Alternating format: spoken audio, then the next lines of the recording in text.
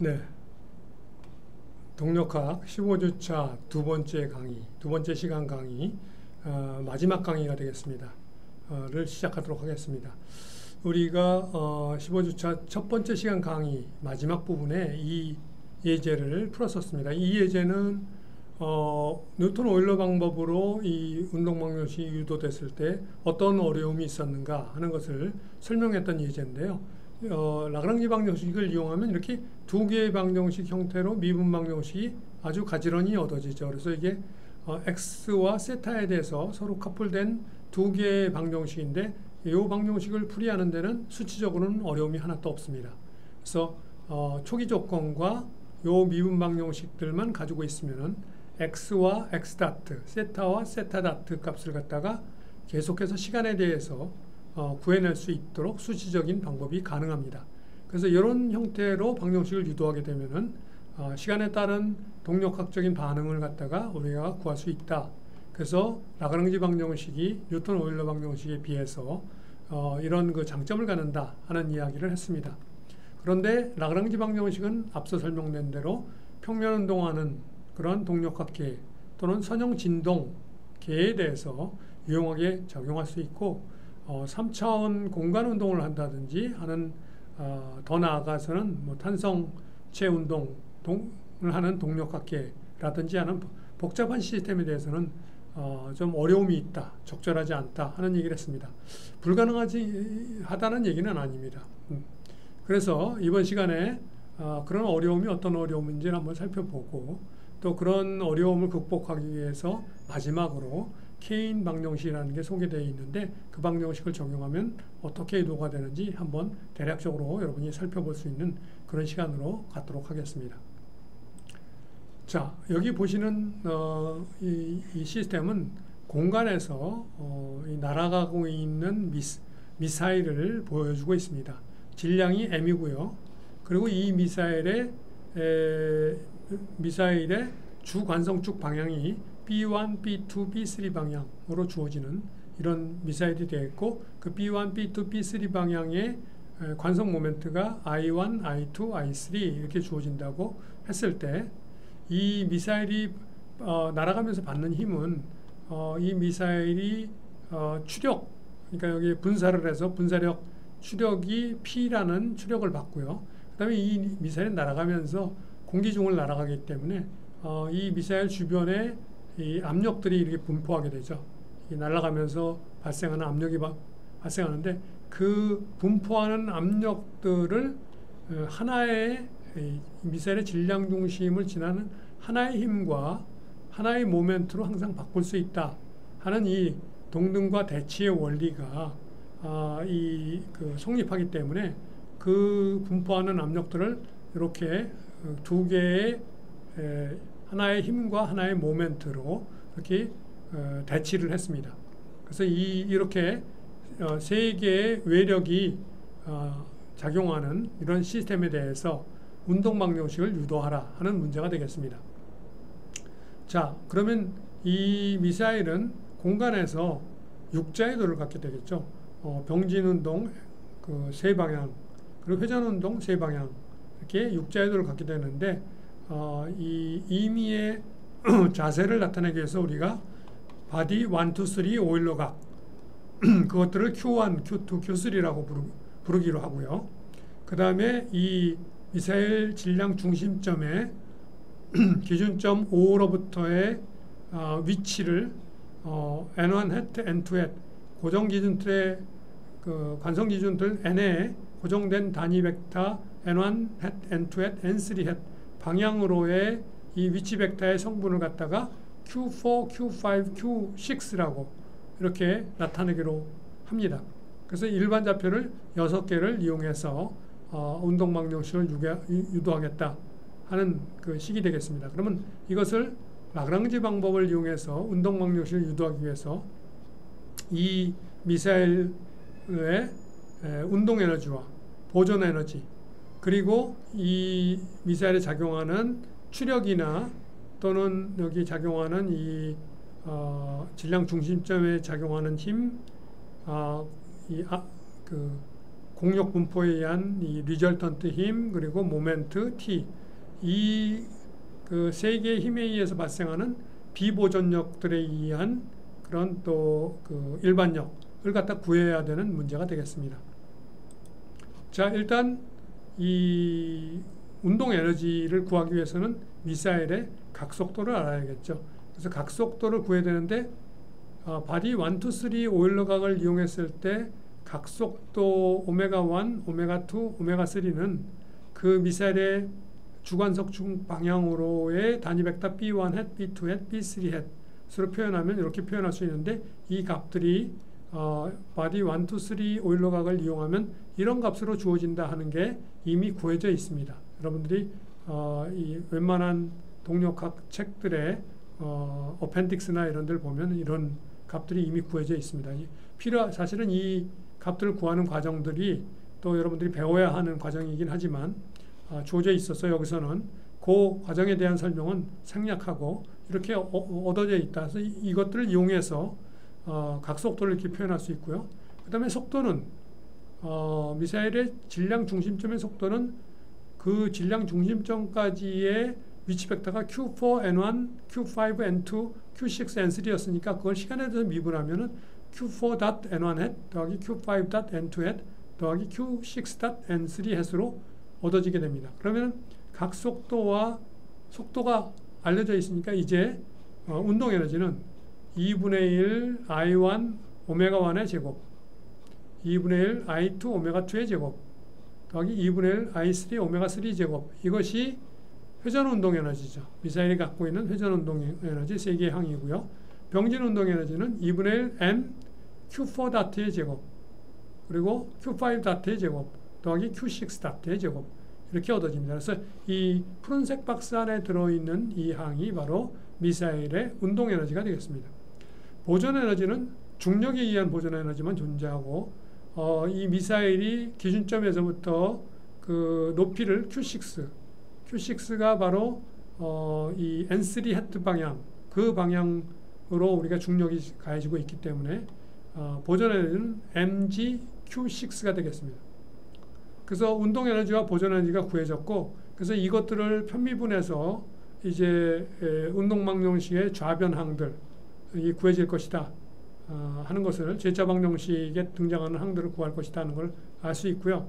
그 다음에 이제 이 비보존력들에 의한 그 우변에 나타나는 항들을 구해야 되는데 비보존력으로는 아까 앞에 페이지에서 설명됐듯이 R이라는 리절턴트 포스와 또 추력 P와 그리고 T라는 모멘트 이 세 가지 성분이 존재하는데 이 세 성분들을 갖다가 각각 이렇게 표현을 하도록 합니다. 그래서 이 B1, B2, B3 좌표계를 이용해서 세 성분으로 이렇게 표현을 했을 때 요들에 의해서 발생하는 가상 일량을 구해야겠죠.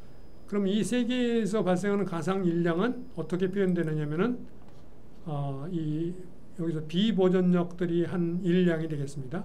이 일량은 자 R이 한 일량은 R이 작용하는 그 작용점의 그 지점이죠. 지점, 질량 중심점, 기준점서부터 질량 중심점까지의 위치 벡터의 변분값이 R에 내적된 게 바로 R이 하는 가상 일량이 되겠습니다. 그 다음에 추력 P가 작용하는 점, 그 점이 H점이었는데요. 그러면 기준점 5점서부터 H점까지의 위치 벡터를 변분 취한 게 바로 가상 변이가 되겠는데 거기에 이 추력을 내적한 게 바로 추력 P가 발생시키는 가상 일량이 되겠습니다. 마지막으로 미사일에 작용하는 모멘트는 그 미사일의 가상 각변이를 갖다가 내적한 값이 되겠습니다. 여기서 여러분들이 알아야 되는 내용은 미소각변이 이렇게 변분과 같은 이런 미소각변이는 벡터라는 사실입니다. 그래서 이게 내적이 가능한 겁니다. 여러분들이 세타라는 벡터는 존재하지 않는다고 그랬죠. 자세 벡터 세타1 i hat 더하기 세타2 i hat j hat 더하기 세타3 k hat과 같이 표현되는 그런 그 자세 벡터는 존재하지 않는다. 그렇게 얘기를 했는데 각변이는 존재하지 않지만 미소 각변이, 그 각변이들이 값이 아주 작을 때는 이게 순서를 바꿔도 결과가 같아집니다. 그래서 이 미소 각변이는 벡터가 되기 때문에 이 모멘트에다가 내적해서 이 모멘트가 발생시키는 가상 일량을 구할 수가 있습니다. 그래서 여기에 지점까지의 요 가상 변이는 앞에서 Q4, N1, Q5, N2, Q6, N3가 지점까지의 위치 벡터니까 거기에서 델타 취하면 델타 Q4, N1 더하기 델타 Q5, N2 더하기 델타 Q6, N3 이렇게 얻어지니까 그걸 이렇게 내적하면 된다. 그 다음에 이 두 번째도 마찬가지로 P1, B1, P2, B2, P3, B3에다가 내적 이 H까지는 G까지의 벡터에다가 G에서 H까지 벡터죠. G에서 H까지 벡터는 그 길이가 D고요. 그 다음에 G에서 H까지가 그 방향은 B1 해트 방향이었죠. 길이 방향이. 거기에다 델타를 취하면 D는 안 변하는 항이고 B1만 델타를 취하면 되겠습니다. 그래서 이 델타 B1이라는 걸 우리가 구해야 되는데 이 델타 B1은 어떻게 구하면은 이 밑에 나와 있는 요 분홍색 식이 되겠습니다. 델타 B1은 마치 B1이 그 미사일 B에 고정된 그런 단위 벡터니까 각변이 세타에다가 미소 각변이 세타에다가 B1을 외적한 값이 되겠습니다. 이것은 마치 여러분이 앞에서 이 그 이점 정리 배울 때 B1이라는 벡터가 강치에 붙어 있다 그러면 그 B1이라는 벡터의 미분량은 그 B1이라는 벡터가 붙어 있는 강치의 각속도 외적 B1 이렇게 구해진다라는 이 식하고 굉장히 유사한 식입니다. 이게 변분에 적용할 수 있는 그런 식이 되겠는데요. 이 식을 적용하게 되면 델타 세타는 이게 그 바디 1, 2, 3 로테이션을 한다고 그랬으니까 Q1, B1, Q2, B2, Q3, B3라는 그런 그 벡터는 존재하지 않지만 이 델타가 곱해진 델타 Q1, B1 더하기 델타 Q2, B2 더하기 델타 Q3, B3는 존재한다. 그래서 요거하고 외적 B1을 외적하게 되면 B1하고 B1하고 외적한 거는 0되고 B2하고 B1하고 외적한 거는 마이너스 B3가 되고 B3하고 B1하고 외적한 거는 B2가 됩니다. 그래서 이렇게 두 개 항이 존재한다. 그래서 요 항은 델타 B1이라는 건 요 모양으로 여기다 대입하게 되면 되겠습니다. 그리고 모멘트는 역시 마찬가지로 T1, B1, T2, B2, T3, B3가 이게 모멘트가 되겠고요. 거기에 미소 각변이 델타 Q1, B1 더하기 델타 Q2, B2 더하기 델타 Q3, B3 요거를 외적하면은 이게 세 번째 이 항에 의한 가상 일량이 되겠습니다. 그래서 이것들을 전부 정리하게 되면 이와 같이 정리가 됩니다. 이와 같이 정리가 된다. 그래서 이 정리하는 과정이 상당히 복잡하죠. 이 우측 과정에서 필요한 게 N1, N1, N2, N3하고 B1, B2, B3 사이에 그 방향 코사인표가 필요합니다. 왜냐하면 여기에 B1, B2, B3하고 여기 N1, N2, N3하고 내적을 해야 되니까 이 내적하려면 바로 이 방향 코사인표가 필요한 거죠. 그래서 이 과정들이 이렇게 복잡한 수식들이 여기 이렇게 나타나게 된다 하는 걸 확인할 수 있고요. 그러나 계산을 할 수는 있습니다. 근데 굉장히 복잡한 걸 알 수 있죠. 여기서 이런 과정이.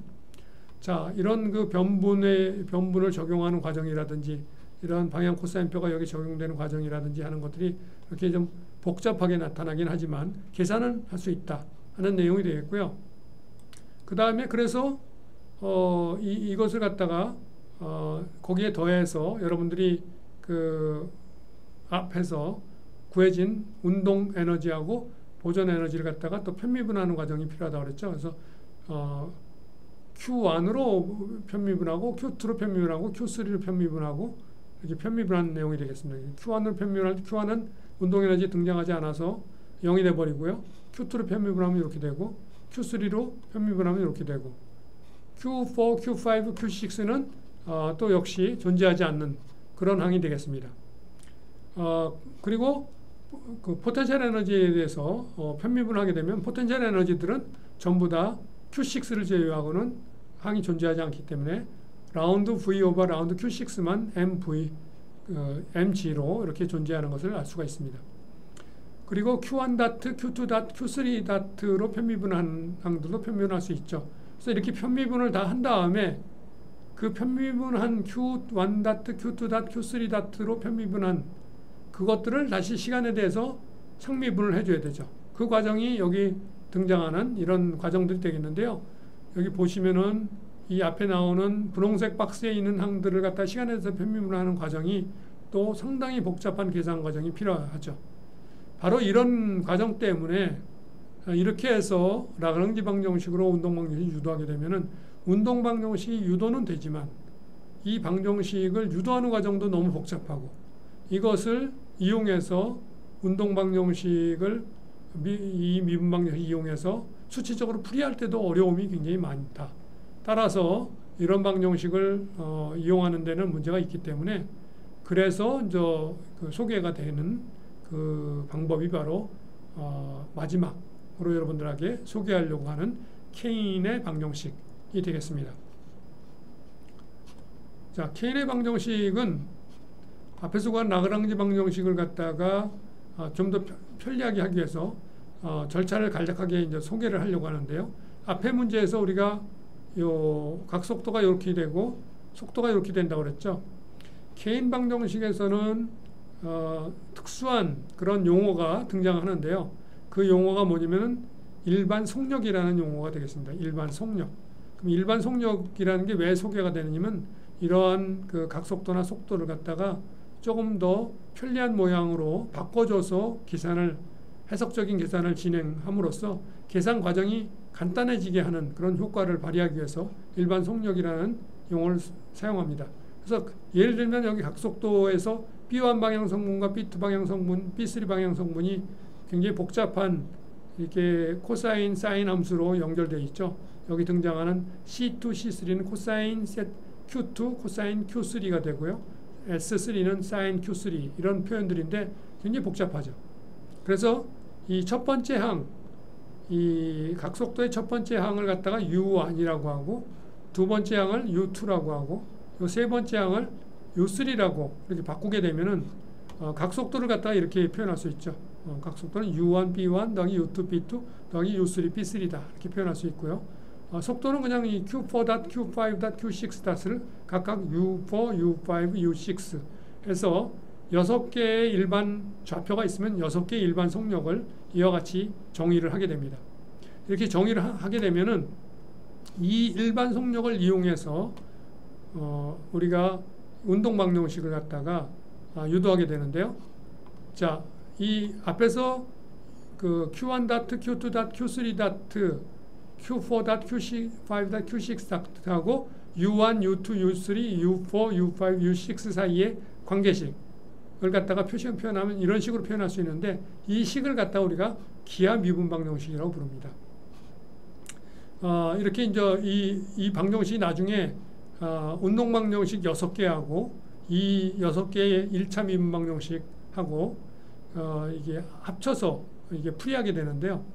우리가 운동 방정식이 2개 미분 방정식으로 6개를 풀어야 되죠. 왜냐면 6자에 들어가지니까.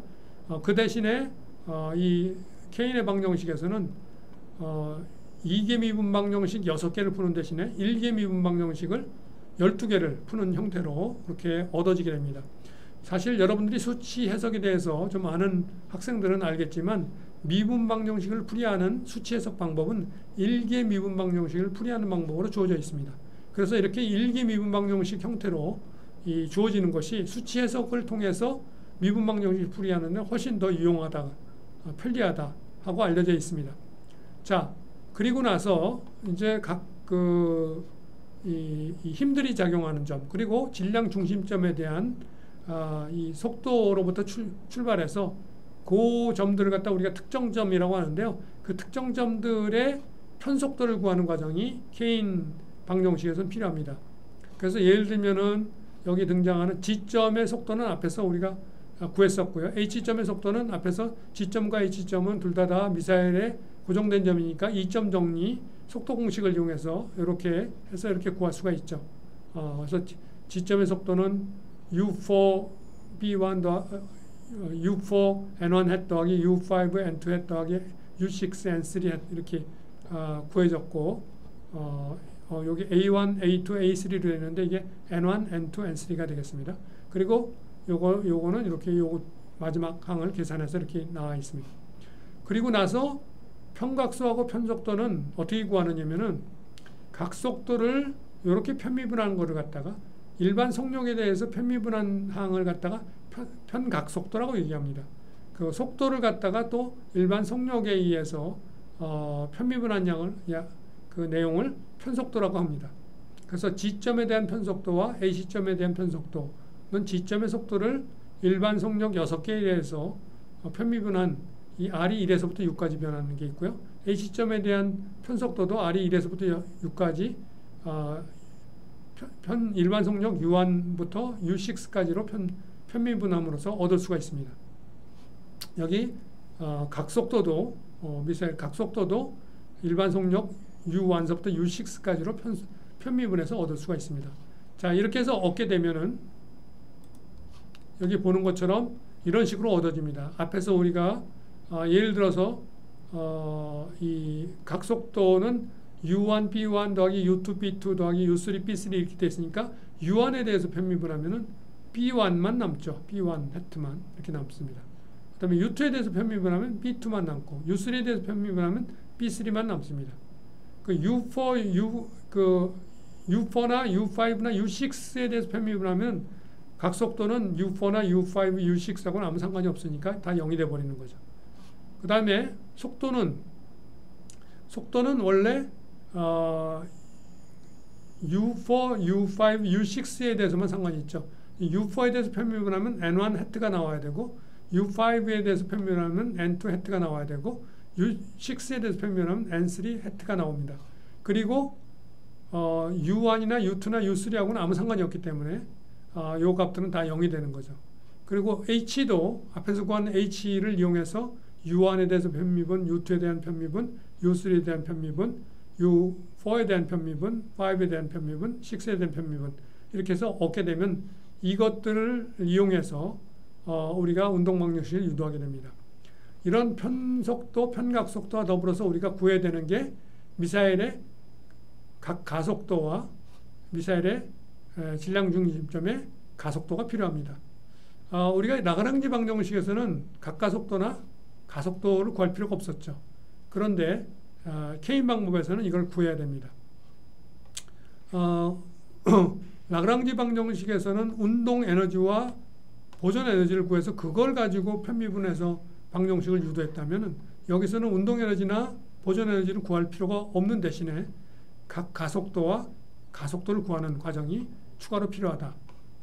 그래서 각 가속도는 각속도가 U1, B1, U2, B2, U3, B3였으니까 그걸 시간에서 미분하면 U1.B1 hat 더하기 U2.B2 hat 더하기 U3.B3 hat이 되죠. 그리고 가속도는 U4, N1, U5, N2, U6, N3였으니까 그걸 편미분하면 U4.N1, U5.N2, U6.N3 이렇게 구해집니다. 자, 이렇게 하면은 이제 운동방정식을 구하기 위한 모든 과정이 준비가 끝난 게 되겠는데요. 여기에 케인의 방정식은 일반 작용력 FR이라는 R이 1에서부터 6까지 변하는 일반 작용력은 이 시스템에 작용하는 힘들 그러니까 R이라는 힘도 G점에 작용하죠. 그리고 요거 중력도 G점에 작용합니다. G점에 작용하죠. 그리고 P라는 힘은 H점에 작용하죠. 그리고 이 모멘트 T는 그 미사일 강체 B에 작용합니다. 그래서 G점에 작용하는 힘들에는 G점의 편속도를 곱해주고요. H점에 작용하는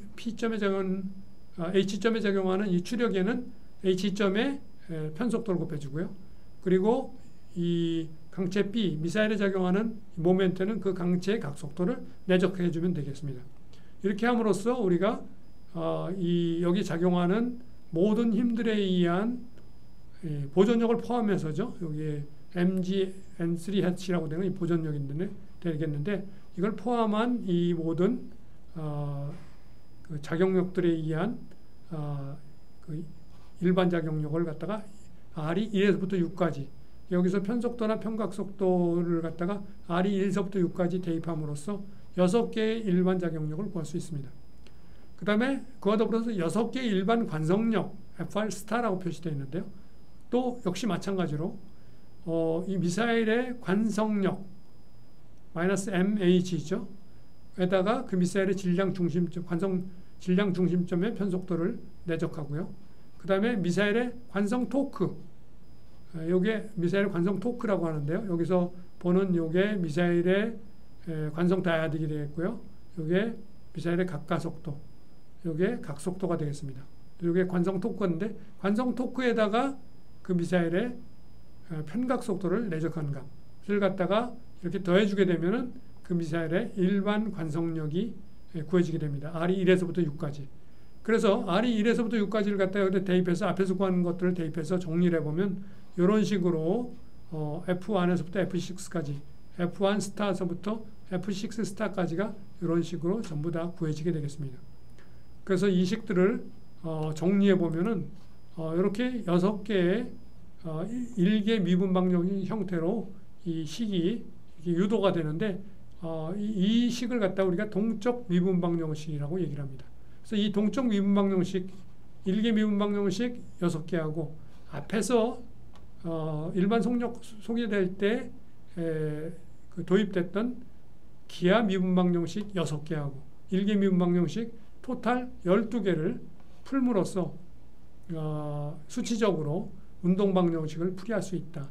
그래서 이 케인의 방정식 형태를 이용하게 되면 앞에서 그 라그랑지 방정식을 이용해서 운동방정식 유도했을 때 등장하는 아주 복잡했던 그 운동방정식 유도 과정이 전부 다 아주 간단하게 이런 형태로 깔끔한 형태로 얻어지는 것을 볼 수가 있고 그 과정에서 운동방정식 유도하기 위한 많은 노력들이 많이 절약될 수 있는 그런 방법이다 하는 내용이 되겠습니다. 그래서 복잡한 시스템이 될수록 케인의 방정식을 이용해서 운동방정식을 미분방정식 형태로 유도하는 것이 가장 편리하다 하는 그런 내용이 되겠습니다. 오늘 여러분들이 케인의 운동방정식에 대해서 간략하게 그 케인의 운동방정식이 대략적으로 어떤 예제에 대해서 하나 적용되는 모습을 보여드렸고 또 그 결과가 이렇게 아주 수치 해석을 적용하기 좋은 형태로 유도된다 하는 것을 보여드렸습니다. 그러나 이것을 그 유도하는 방법에 대한 것들은 여러분이 대학원 과정에서 한 학기 동안 배워야 되는 그런 과정이 되겠습니다. 그래서 오늘 설사 이 케인의 방정식 유도하는 과정에 대해서는 여러분들이 이 방정식 유도하는 과정이 오늘 설명 들은 것만 가지고는 내가 어떻게 하는 건지 좀 잘 이해가 안 간다 하실 수가 있습니다. 혹시 그 과정에 대해서 조금 더 관심이 있는 학생들은 여러분 교재의 11장의 그 부분들을 좀 더 참조하면 되겠고요. 그리고 그것 가지고도 좀 모자라다 하면은 대학원 과정에서 이 고등동력학 과정으로 케인 운동방정식을 소개하는 그런 과정을 여러분들이 수강을 함으로써 그 과정을 익힐 수가 있겠습니다. 학부 과정에서는 사실상 케인의 운동방정식까지 여러분이 익히는 그런 과정까지는 필요하지 않고 다만 이것을 오늘 여러분들이 소개하는 것은 이렇게 복잡한 시스템이 될수록 그 시스템에 맞는 이런 운동방정식 유도하는 과정이 존재한다. 그러나 대부분의 그 공학적인 예제에서는 평면 운동하는 예제 또는 선형 진동하는 예제들이 대부분 많이 등장하기 때문에 여러분들이 이번 시간 이 15주차 강의에서 소개돼서 배웠던 라그랑지 방정식 그 방정식을 이용해서 유도하는 방법만 잘 익히더라도 학부 동력학 지식으로는 충분하다고 이야기할 수 있겠습니다. 이것으로 한 학기 동안의 동력학의 모든 과정에 대한 강의를 모두 마치도록 하겠습니다. 여러분들 15주차 강의 1주차에 2시간씩 듣는 그 노력을 하느라고 굉장히 수고가 많았습니다. 오늘 강의 여기서 마치도록 하겠습니다. 수고하셨습니다.